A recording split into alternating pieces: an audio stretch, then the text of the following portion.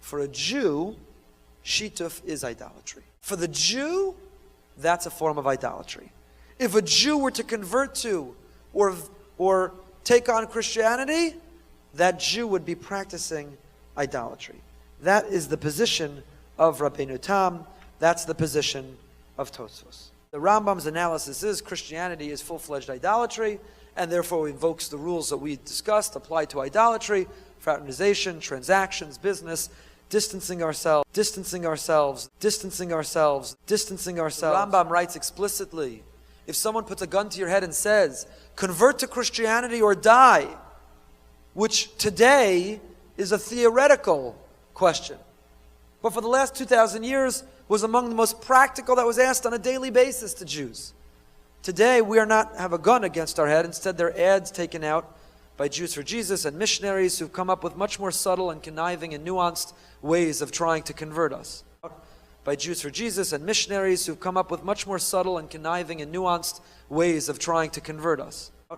By Jews for Jesus and missionaries who've come up with much more subtle and conniving and nuanced ways of trying to convert us. But if someone puts a gun against your head and says, convert to Christianity or die, what is the halachic conclusion for the Rambam? One must die. What's the halachic conclusion for Rabbeinu Tam? One must die. Because for a Jew it's idolatry.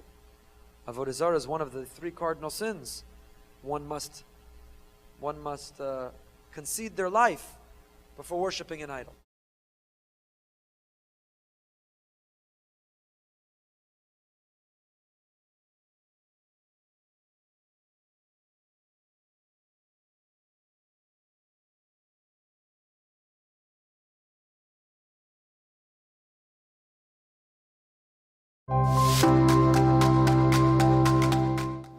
Sometimes people ask me, Matthew, why do you do what you do?